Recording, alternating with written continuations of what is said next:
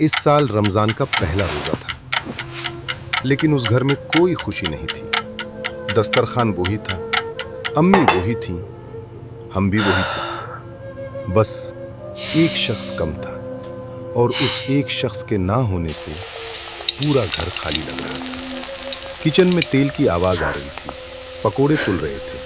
हर साल अबू खुद आलू काटते थे और कहते थे, रोजा खोलने के बाद सबसे पहले मैं चखूंगा। आज अम्मी अकेली खड़ी थी। मैंने देखा उनके हाथ काम कर रहे थे, लेकिन आंखें कहीं और थीं। शायद दरवाजे पर, शायद किसी उम्मीद पर। दस्तरखान बीच गया। मैंने जानबूझकर अबू की कुर्सी पीछे कर दी थी। मुझसे वो खाली जगह देखी नहीं जा रही थी। अम्मी ने देखा और आहिस्ता से कुर्सी वापस अपनी जगह रख दी। इसे हटाना मत अहमद, खाली कुर्सियों को हटाया नहीं जाता, कबूल किया जाता है। अजान में अभी 5 मिनट थे। अली मेरे पास आकर बैठ गया। भाई, अबू को अस्पताल में दर्द होता था ना?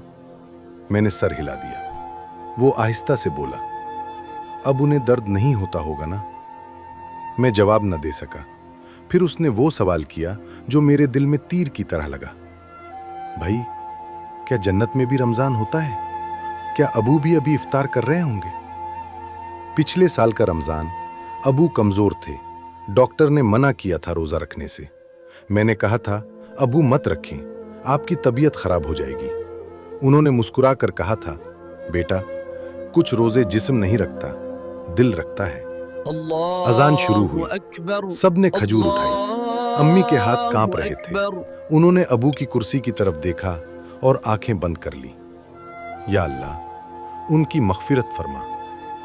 पहला इफ्तार अबू के बगैर। इफ्तार के बाद मैं सीधा अबू के कमरे में चला गया। उनकी खुशबू अब भी थी वहां।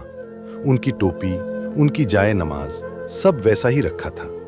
मैं बैठ गया और पहली बार मैं टूट गया। अबू, आपने वादा किया था कि हर रमजान साथ होंगे। ये नहीं बताया था कि दुआओं में साथ होंगे। अम्मी दरवाजे पर खड़ी थीं। उन्होंने मुझे रोते देखा। वो आहिस्ता से मेरे पास आईं, मेरे सर पर हाथ रखा। बेटा, तुम्हारे अबू कहीं नहीं गए। वो हर सजदे में हमारे साथ हैं। वो हर दुआ में जिंदा हैं। इस रात मैंने पहली बार सच्चे दिल से दुआ की। मुझे एहसास हुआ, रमजान सिर्फ भूख का नाम नहीं, ये सब्र का महीना है। ये हमें सिखाता है कि जो लोग चले जाते हैं वो हमें छोड़कर नहीं जाते, वो हमें मजबूत बना जाते हैं। अगर आप भी इस रमजान किसी अपने के बगैर इफ्तार कर रहे हैं तो आज उनके लिए दुआ करें।